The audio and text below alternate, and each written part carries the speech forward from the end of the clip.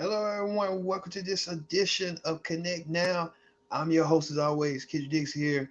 Normally, Brittany Shea will be with us, but we have to see if she'll pop up. If she do, we'll let her on the show. But first things first, join in the conversation using the hashtag Connect Now here on Connect TV. We are live on Friday night, Friday, October 2nd, 2020. Man, we got news to get to, but let's not waste no time. Now, many of you are known that President Donald Trump has diagnosed with COVID-19. Him and his wife, First Lady Melania Trump, both diagnosed with COVID-19. President Trump tried to, um, tries to, didn't want to say like, hey, um, dismiss it. He was trying to dismiss COVID-19. He was trying to say COVID-19, people can wear these right here, but they don't want to wear them and stuff. But now it's sort of like it's a problem within the White House. A lot of people are saying that his aide, Hope Hicks, was the one that had contracted, and President Trump was in proximity with Hope Hicks. So everybody's wondering who in the president's inner circle get tested because Hicks having COVID-19, the president having COVID-19. A lot of people are talking about the 15th Amendment. The president not execute his duties, that he needs to relinquish it to Mike Pence. And then you got other people saying that the president may be trying to fake this COVID-19 to keep his seat. Regardless or not, wherever his seat is, he still must be reelected, regardless of the seat or not. Now, we know, interesting note, that President Trump and Joe Biden had their little debate, and this past week, which that was the worst presidential debate ever.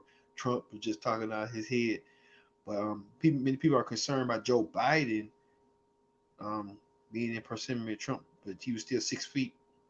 But it was a statement released by the Biden campaign that said that Joe Biden had not contracted COVID-19 while he was in the presence of the president. So President Trump isolated himself. He sent himself to America Reed with symptoms of coughing and sneezing, and the president, hopefully, regardless if you love the man or you hate the man, you you know he's still the president by the Constitution.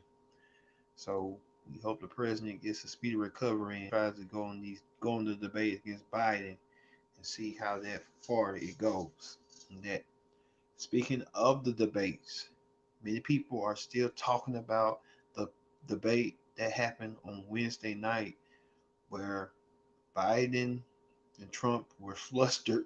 Mainly, Biden was trying to speak to the press, to the people, but Trump was all over the place. He even took his attack to what's his name, Chris Wallace, the Fox moderator. Now, I seen Trump and Wallace have their interviews, and Trump can be combative. But now Chris Wallace entered the picture, and Chris Wallace said that he was trying to maintain order, but he couldn't maintain order against two wrecking machines, old wrecking machines. So it's, if you go back to yesterday's edition of the tape, you can see breakdown of when Chris Wallace asked the president, will you denounce white supremacy? The president had this shocking thing where he said, I will stand back. They will tell him to stand back, stand by. It was kind of like he was trying to signal to them, like, hey, hold up. If I lose, then we ride. And he's trying to use that fear mongering to get his point across and stuff. But maybe this COVID-19, maybe he'll change his tune for the better. So look for the second debate coming up and third debate. But this week, Kamala Harris and Mike Pence, the vice president, they're supposed to have a debate this week. Hopefully, it does not affect everything what's going on with Trump's diagnosis. Speaking of that, congratulations in order to singer, rapper Nicki Minaj. Her and her husband, Kenneth Pethway, gave birth to many people assume allegedly a girl. So congratulations to the happy married couple. A lot of people are saying that Lonnie Love was accused of spoiling the gender reveal by saying it was a girl. So Lonnie Love trying to get her 2 cents on, but I don't know if she know Nicki Minaj or not, but ain't her response her problem. Nicki Minaj in order. Congratulations once again. Speaking of that, Nene Leakes, Real Housewives of Atlanta star, she been on the news of late. She called Andy Cohen a racist. She called Wendy Williams a crackhead. Well, this lady that you saw on the thumbnail said something about Wendy Nene Leakes sleeping with French Montana, the rapper French Montana. So it just gets weirder and weirder each and every week with Nene Leakes having somebody out of the blue trying to demean her and attack her character. So Nene Leakes trying to say something that about French Montana want to snatch her cat. You know what that means. So her Kit Kat. So it's just with Nene, she probably had to do with like she did an interview with Tamron Hall. Just take some time out for herself and just refocus and get herself back together. Tell you. Also, former U.S. President, America's oldest living U.S. President, Jimmy Carter, turns 96 years old. An amazing milestone from the former president from White Plains, Georgia, in Atlanta. I got to go to that presidential library and see for myself what the Jimmy Carter institution is. Jimmy Carter, 96 years old this week. Man, he long lived a good life of being a peanut farmer, then a governor, and then to U.S. president. Congratulations on being 96. Also, Demi Lovato's ex-fiance Max Idris is accusing her of using their relationship as a PR stunt. Now, if Demi Lovato is doing that, then she need to be wrong and condemned for what she's doing, playing with people's emotions. So, I think her ex-fiance was hurt and he was taken aback. He didn't see it. He was taken by surprise. He didn't see this happening, but that's how it be sometimes with the people all the time and stuff. So hopefully that ain't what it is. Speaking of baby boom, Usher, Kevin Hart, they welcome babies. Um, Kevin Hart with his second child, Usher with his third child, a girl. I don't know about Kevin Hart, so you know how that is and stuff, how that goes. You know how.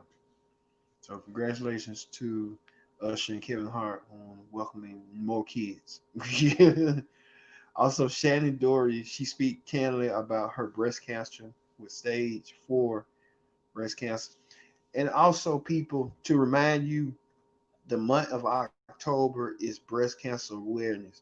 So during this channel, we're gonna have commercials and stuff like that, telling you about breast cancer awareness month and how, you know, for the survivors, for the ones who really loved ones that didn't make it, and honor their memory and keep their memory going.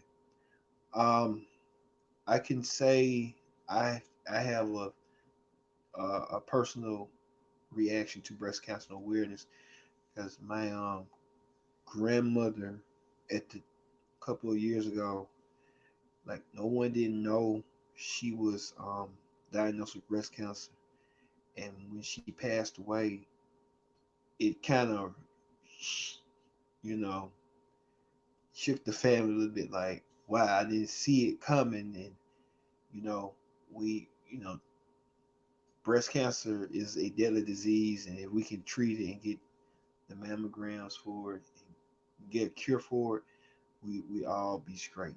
So look for that for Breast Cancer Awareness Month throughout the whole month in October here on Connect. We're going to celebrate Breast Cancer Awareness Month. We're going to celebrate the survivors, the people, and remember the ones who did the good fight, but legacy will live on forever. So Shannon Doherty, She talked about it, and so we're here since it's a good time to talk about it. So we're gonna do that.